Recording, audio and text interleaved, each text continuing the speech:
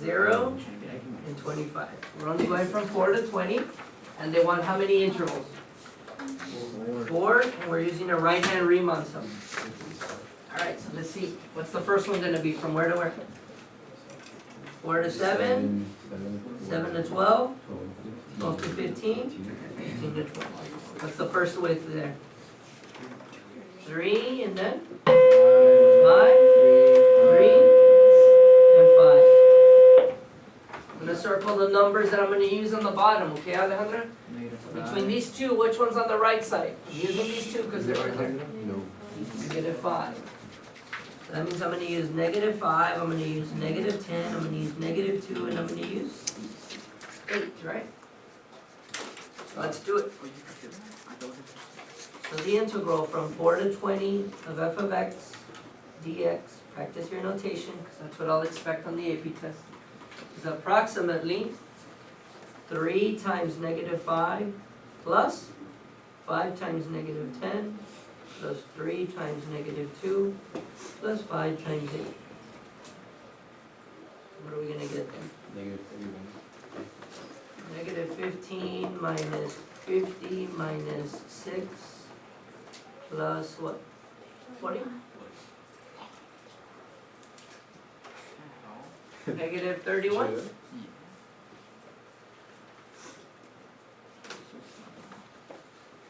What does this mean? Since the integral was negative. So there's more space where? On the bottom than there is on the top of this graph. Yeah? Awesome. This particle is moving more to the left than it did to the right. That's why we got a negative. And the last one. Okay, so the last one's using the trapezoidal. And they're going from 0 to what? 0 to 25? Using how many subintervals? 3. How do we create 3 earlier? 0 to 7? 7 to 15? 15 to 25. And we said this one was going to be 7, 8, and 5? Oh, 10. Good. Alright. Here we go. We gotta remember that formula, right? What was that formula for area of a trapezoid? 1/2 times the height times base 1 plus base 2, right? So do we all have the same heights? No, right? They got different heights, so we gotta watch out there. This is gonna be approximately 1/2 times, what's the first height? 7. And what's the first base 1 and base 2 for that trapezoid? 15 and? So 15 plus negative 5. Plus. What's the next trapezoid's height? 8. And its base 1 and base 2? Negative 5 plus negative 2. And the last one? 10 times plus 2. So let's see if we can do this guy.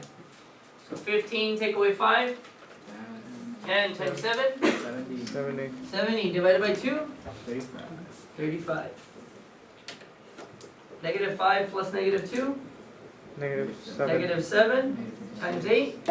Negative 56 divided by 2? Negative 28? Negative 2 plus 10?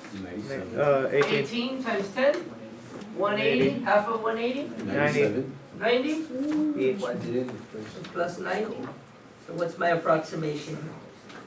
97. Kindergarten stuff? The same thing, I just don't want you to freak out when they start asking you and putting this notation of the definite integral. It's the same thing that we've been doing. Alright? Be careful, do not put what here? Equals. It's not equal to it unless we had an infinite number of rectangles. Unless we had the limit of that summation that we were using, okay? There's going to be 2 problems on your assignment where they do give you a function. So let's say I ask you to do this. Right here on the bottom.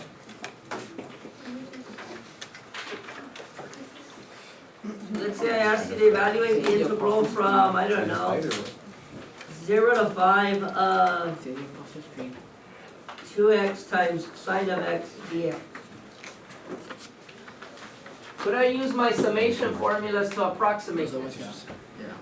Yes? So let's say they asked you to approximate it using a right-hand Riemann sum. Okay, and I ask you to make, I don't know, I'll make it easy, 5 intervals of equal length. Yeah, this is the short version. So first thing we gotta do is figure out that delta x, right? So 5 minus 0 divided by 5, so we get 1, right? Good?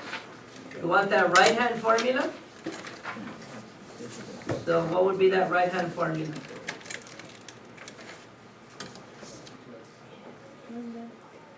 It's approximately summation I equals 1 to 5, because we want 5 intervals, right? Okay. Of f of 0 plus I times 1 times 1, right? That'll give us our answer. Very good. Now, the only problem here is I don't know what f is. Where did this f come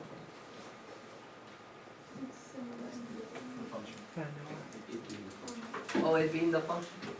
Where did it say that that was f of x?